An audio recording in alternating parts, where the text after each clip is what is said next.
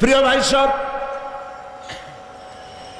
আল্লাহ রাব্বুল আলামিন পরীক্ষার জন্য আমাদেরকে এই ময়দানে ছেড়ে দিয়েছেন। প্রশ্ন কি হবে আল্লাহ সব বলে দিয়েছেন। প্রশ্ন কি হবে? তোমার যৌবন, এ ব্যাপারে প্রশ্ন করা হবে। কোন পথে ইনকাম করেছো প্রশ্ন করা হবে। কোন পথে খরচ করেছো প্রশ্ন করা হবে। দ্বীনের ইলম যতটুকুন হাসিল করেছিলে তার কতটুকুন নিজে পালন করেছো, আর দ্বীনের দাওয়াত কতটুকুন মানুষের কাছে পৌঁছায়ছো। প্রত্যেকটি ব্যাপারে কিয়ামতে আল্লাহর কাছে জবাব দিতে হবে। এই জন্য কবি বলছেন, আমল সে জিন্দেগি बनती है ये जन्नत भी व जहन्नम भी ये खाकी अपनी फितरत है ना नारी ना नूरी। মানুষের জীবন আমল দিয়ে গঠন হয়, আমল দিয়ে জীবন গড়ে। নইলে এই মাটির তৈরি দেহ জান্নাত আর জাহান্নামের কিছু দিয়ে তৈরি হয় নাই। আপনি ইচ্ছে করলে দেহটারে জাহান্নামের জন্য উপযোগী করতে পারেন, ইচ্ছে করলে এই দেহটাকে জান্নাতের জন্য উপযোগী করতে পারেন। এটি আপনার ইখতিয়ারে আল্লাহ দিয়েছেন, আপনাকে বাধ্য করা হয় নাই যে সেজদা না দিলে ফেরেশতা এসে ঘাড়ের উপরে পিটাবে। সুদ ঘুষ জেনা করলে পরে ঠ্যাং পিটায় ভেঙে দেওয়া হবে না, আপনি বাধ্য নন। আপনি সম্মানিত জীব আল্লাহ, সম্মানিত প্রাণী আল্লাহ পাকের, সেই জন্য মানুষকে বাধ্য করা হয় নাই। অটোনোমাস বডি, অটোনমি দেওয়া হয়েছে, আপনাকে স্বাধিকার দেওয়া হয়েছে। চন্দ্র সূর্যের ব্যাপারে স্বাধিকার দেওয়া হয় নাই।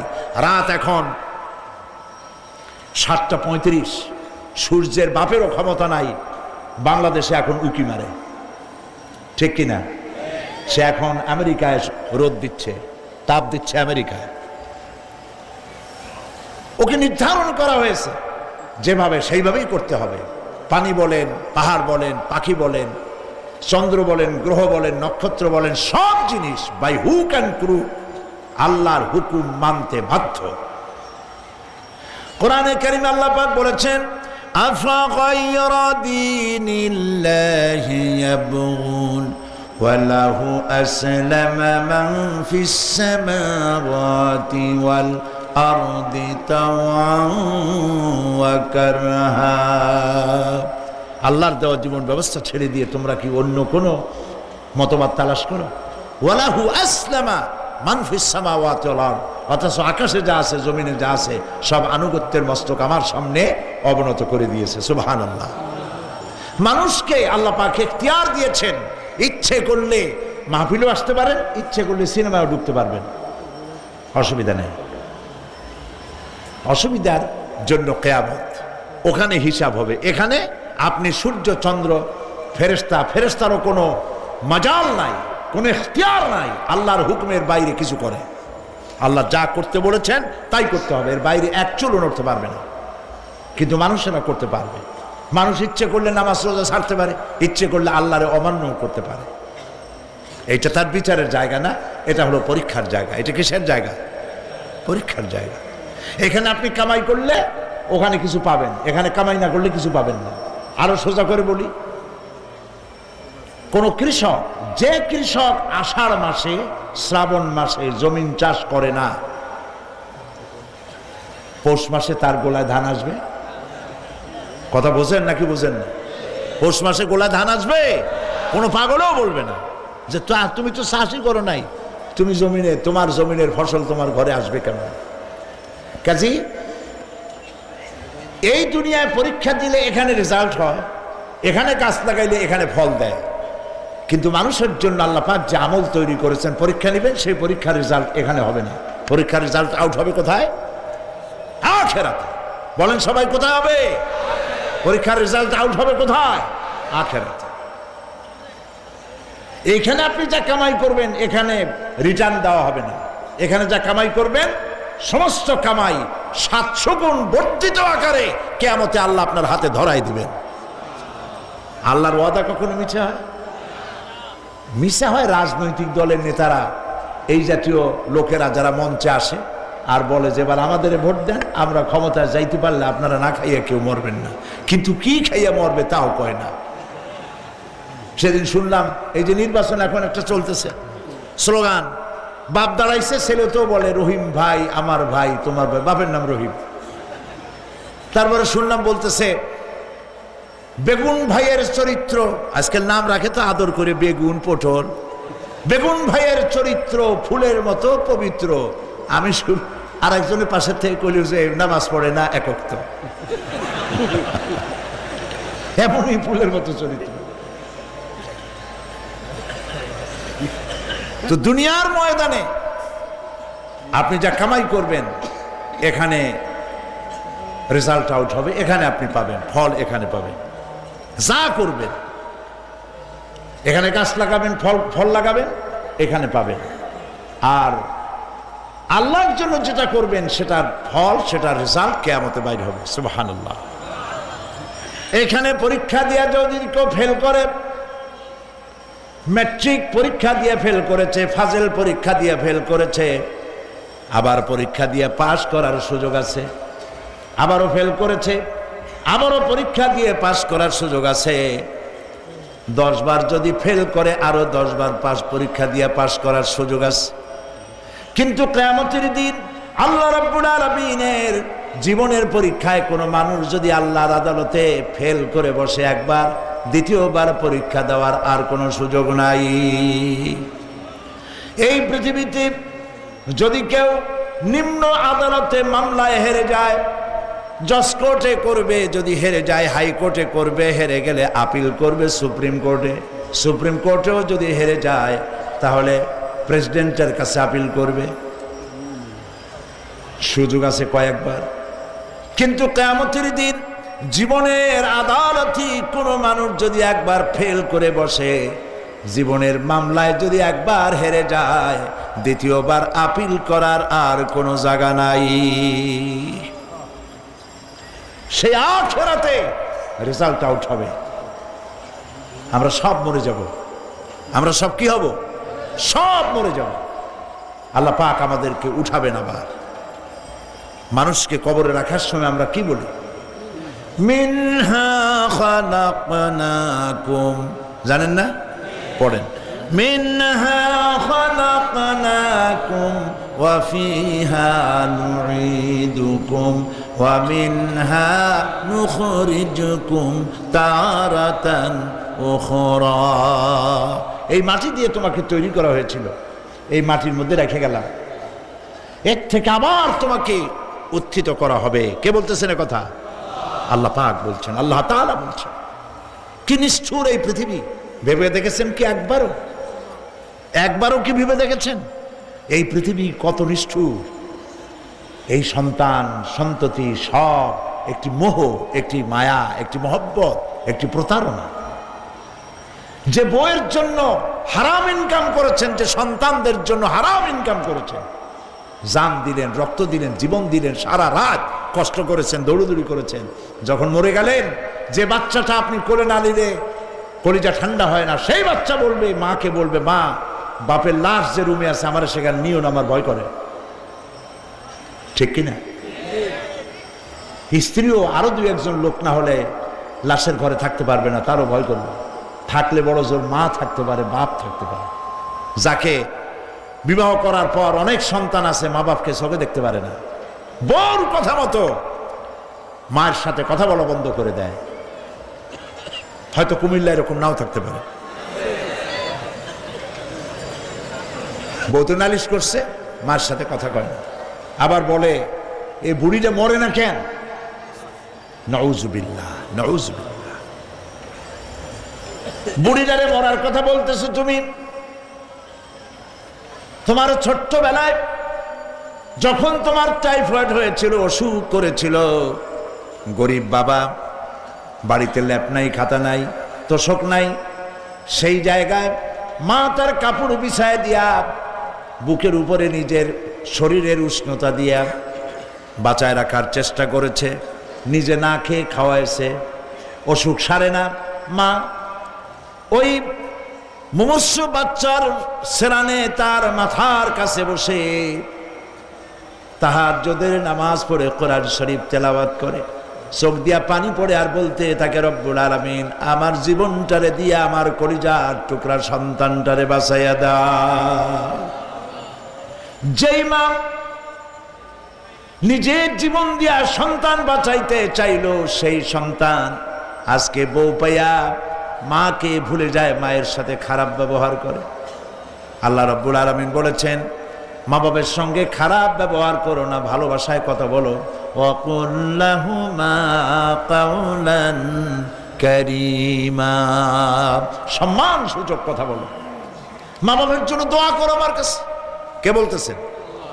আল্লাহ তাআলা বলছেন দোয়া করো আমার কাছে এই ভাষায়, রব্বিরহামহুমা কামা রাব্বায়ানি সাগীরা। পড়েন সবাই, রব্বিরহামহুমা কামা রাব্বায়ানি সাগীরা। আয় আমার রব, আমার মা বাপ যেমনি ছোটবেলায় আমাকে অত্যন্ত যত্ন করে লালন পালন করেছে, আল্লাহ তাআলা তুমি দয়া করে আমার মা বাপকে তোমার রহমতের করে লালন পালন করো। সুবহানাল্লাহ। প্রত্যেক নামাজের পর সকলে এই দোয়া পড়বেন, মনে থাকবে? মনে থাকবে? প্রিয় ভাই সব, সেই কিয়ামতের মাঠে আমাদেরকে উঠতে হবে, আল্লাহর দরবারে উঠতে হবে। সেই সময় আমাদেরকে কেউ উপকার করবে না। ইয়াউমা লা ইয়ানফাউ মালুন ওয়ালা বানুন, সম্পদ আর সন্তান সন্ততি কোনো কাজে লাগবে না। মা তার সন্তানকে চিনবে না, সন্তান তার মাকে চিনবে না, বাপ তার সন্তানকে চিনবে না, কেউ কাউকে পরিচয় দিবে না। কি মারাত্মক অবস্থা! মানুষ চরম অসহায় হয়ে যাবে। চতুর্দিকে ফেরেশতার আনাগোনা, সূর্য মাত্র 1 হাত উপরে, প্রচন্ড তাপ নিয়ে সূর্য অবস্থান নেবে, মাথার চান্দি ফেটে গিয়ে গুনাহগারের মাথার মগজ গলে গলে পড়তে থাকবে। পিপাসার যন্ত্রণা জিহ্বাটা ঝুলে কুকুরের মতো করে নাভিস্থল পর্যন্ত ঝুলে পড়বে। কেউ উপকার করবে না, কেউ জিগাবেও না। অনেক লোক আছে পীরের কাছে মুরিদ হয় আর মনে করে পীর সাহেব তারে কিয়ামতে সুপারিশ করবে। অসম্ভব। আয়াতুল কুরসির মধ্যে আমরা পড়ি, মান যাল্লাযী ইয়াশফাউ ইনদাহু ইল্লা বিইজনিহি। কে আছে এমন, কার হিম্মত আছে আল্লাহ পাকের বিনা অনুমতিতে কথা বলে? সুবহানাল্লাহ বলে। কোথার পীর, কোথার খাজা বাবা হারায় যাবে। ইব্রাহিম আলাইহিস সালামের মতো পয়গম্বর কি মনে করে? আল্লাহর খলিল। ইব্রাহিম আলাইহিস সালাম আল্লাহর কি? আল্লাহর খলিল। আল্লাহর খলিল কিয়ামতের দিন বলবেন, আল্লাহ পাক, আয় আল্লাহ তাআলা, আমার বাপের কাছে আমার একটা ওয়াদা ছিল, আমি সুপারিশ করব তার জন্য, তুমি দয়া করে আমার বাপকে জাহান্নাম থেকে ক্ষমা করো, আমি তার জন্য সুপারিশ করতেছি। আল্লাহ তাআলা বলবেন, ইব্রাহিম, তোমার সুপারিশ মঞ্জুর হলো না। কথা বুঝতেছেন না? বুঝতেছেন না? ইব্রাহিম আলাইহিস সালাম যদি বাপের জন্য সুপারিশ করতে না পারে, ইব্রাহিম আলাইহিস সালাম তিনি যদি তার বাপের জন্য সুপারিশ করিয়া যদি ব্যর্থ হন, আপনার পিসাব কোন কামে লাগবে চিন্তা করেন। নবী করিম সাল্লাল্লাহু আলাইহি ওয়াসাল্লামকে প্রশ্ন করা হয়েছে, হে রাসূল, আপনার আব্বা আম্মার অবস্থা কি হবে? কথা কি শোনেন নাকি? আপনার আব্বা আম্মার অবস্থা কি হবে? নবী করিম সাল্লাল্লাহু আলাইহি ওয়াসাল্লাম বলেছেন, আমি আমার আব্বা আম্মার কোন উপকারে আসব না। ইন্না লিল্লাহি ওয়া ইন্না ইলাইহি রাজিউন। তাহলে কোন সাহসে মনে করতেছেন কোন পীর কোন একটা বিদেশ থেকে, দেশের থেকে একটা নাজিল হলো আর ওইটার পিছনে পিছনে দৌড়াবেন, সে আপনারা নাজাত দেবে, তার পায়ে চুমা খাবেন? এই পায়ে হাত দিয়ে কদম বুঝি করা বাদ দেন। টাকা ইনকাম করার জন্য মানুষকে ভুল পথে পরিচালিত করছে অনেক পীর। আছে না এমন? খালি মানুষে টাকা দেয়, জামায় অনেক পকেট, খালি টাকা নেওয়ার সমানে ঢুকাইতে থাকে চতুর্দিক দিয়ে। বাইরে বোঝার উপায় নাই, কিন্তু অনেক পীর আছে এমন, ঢাকা শহরে বড় বড় মার্কেটের মালিক, আমি জানি, বড় বড় মার্কেটের মালিক, বিরাট ব্যবসায়ী, জামা পরিষ্কার করে না 2 মাসেও। মানুষে দেখাবার জন্য গামছাটা নাকের কাছে ধরে ফত ফত করে আওয়াজ করে, মনে হয় যেন কানতেছে। আজ বেশি আলতাসান্ন হাবিজাবি জিকির শিখায়। লা ইলাহা কতক্ষণ, ইল্লাল্লাহ কতক্ষণ, আল্লাহ আল্লাহ কতক্ষণ। কোথায় পাইছো ইল্লাল্লাহ? ইল্লাল্লাহ কিসের জিকির? ইল্লাল্লাহ মানে কি? আল্লাহ ছাড়া, আল্লাহ ছাড়া, আল্লাহ ছাড়া। আল্লাহ ছাড়া কি?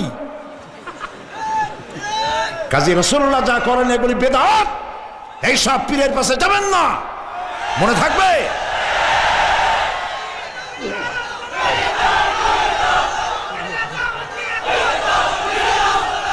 প্রিয় ভাই সব, কিয়ামতের দিন আপনার আমল, একমাত্র আমল আপনাকে বাঁচাইতে পারবে। এই কোরআন শরীফে আল্লাহ পাক বলেছেন, ইয়া আইয়ুহাল্লাযীনা আমানু আবতাগু ইলাইহিল ওয়াসিলা, হে বিশ্বাসীরা ওসিলা ধরো। ধুরন্ধর এক শ্রেণীর লোকেরা এর অর্থ করেছে পীর ধরো। দুনিয়ার কোন তাফসীর, যত মুফাসসির পৃথিবীতে জন্মগ্রহণ করেছেন, কোন মুফাসসির এটা বলেন নাই আবতাগু ইলাইহিল ওসিলার মানে হলো পীর ধরো। বরং সমস্ত তাফসীর মুহাক্কিকিন বলেছেন আবতাগু ইলাইহিল ওসিলা আয় আমলে সালেহ, নেক আমলের ওসিলা ধরো। সুবহানাল্লাহ, নেক আমলের ওসিলা ধরো। প্রিয় ভাই সব, ধান্দাবাজি ছাড়তে হবে। কিয়ামতের দিন মানুষ একেবারে অসহায় হয়ে যাবে, কেউ সাহায্য করবে না। সেই দিন প্রশ্নগুলি, প্রশ্নপত্র সামনে আসবে, আমলনামাগুলি বেঈমানের পিছন দিক থেকে বাম হাতে আসবে, আর ইমানদারের সামনে থেকে ডান হাতে আসবে। আমলনামা হাতে পাওয়ার সঙ্গে সঙ্গে বেঈমান বুঝে ফেলবে তার জায়গা কোথায়। কলিজা তখন গলার কাছে চলে আসবে। সব তো ছিল একসাথে। মনে করেন এই মাহফিলের মধ্যে, মনে করেন এইখানে সন্ত্রাসী আছে, খুনি আছে, ওয়ান্টেড, মোস্ট ওয়ান্টেড আসামি এর মধ্যে আছে, ধরা যাচ্ছে না। অনেক মানুষের মধ্যে হঠাৎ করে অর্ডার হলো যে ভিতরে এসবিআইবি ঢুকিয়ে দেওয়া হয়েছে, গোয়েন্দা বিভাগের লোক ঢুকিয়ে দেওয়া আছে, সন্ত্রাসী মোস্ট ওয়ান্টেড যারা আছে বেরিয়ে পড়ো, এক মাসে চলে আসো। তখন অবস্থাটা কি হবে তাদের? মজা লাগবে? পায়ের রক্ত মাথায় উঠে যাবে, চোখ দিয়ে রক্ত পড়া শুরু করবে। সমস্ত মানুষ একসাথে ছিল হাসরের ময়দানে, হঠাৎ করে অর্ডার হয়ে যাবে অন্তাজুল ইয়াউমা আইয়ুহাল মুজরিমুন, হে অপরাধীর দলেরা আলাদা হয়ে যাও। ইন্না লিল্লাহ, আলাদা হয়ে যাও।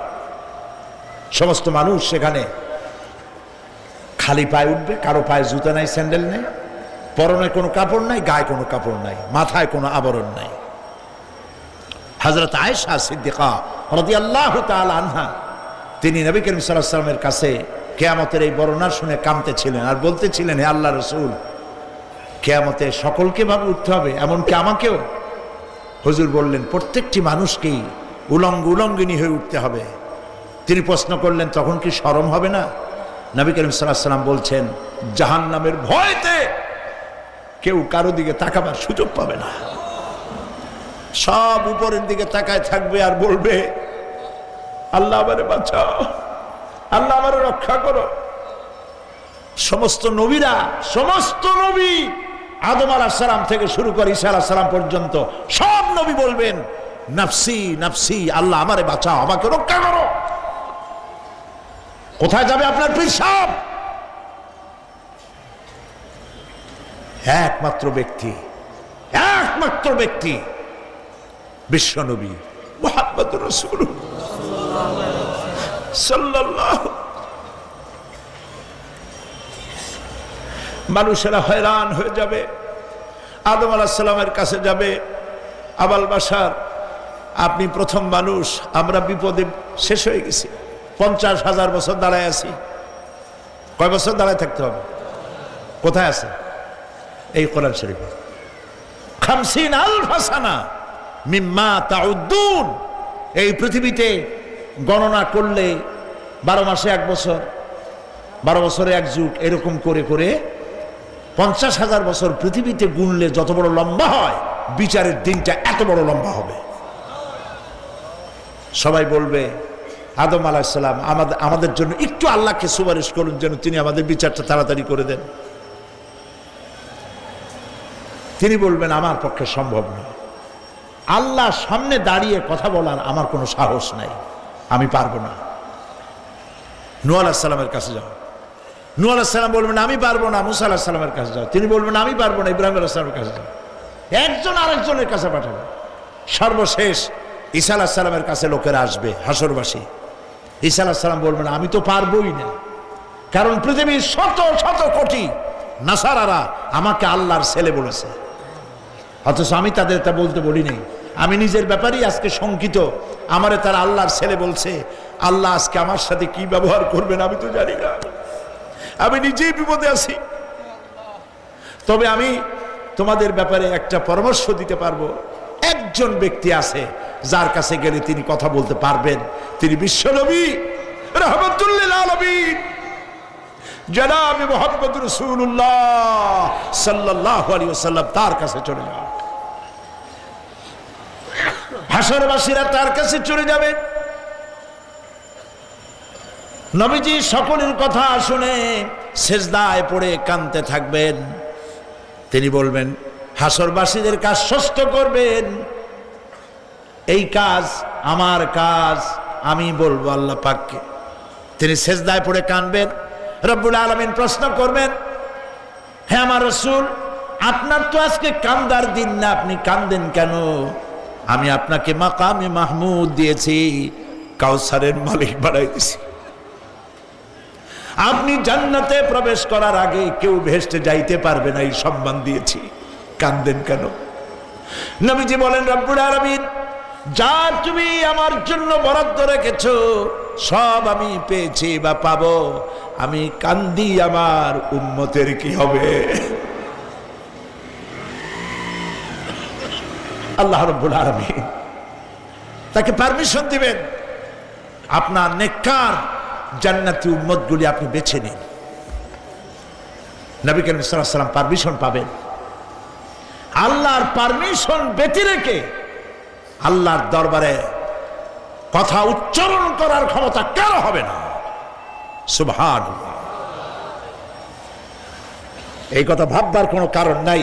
অমুক পীর সাহেবের অনেক মুরিদ আছে, সব মুরিদ টুরিদ নিয়ে নারায়ে তাকবীর জিন্দাবাদ, পীর সাহেব জিন্দাবাদ, এই সমস্ত বাদ বোধ কামে লাগবে না।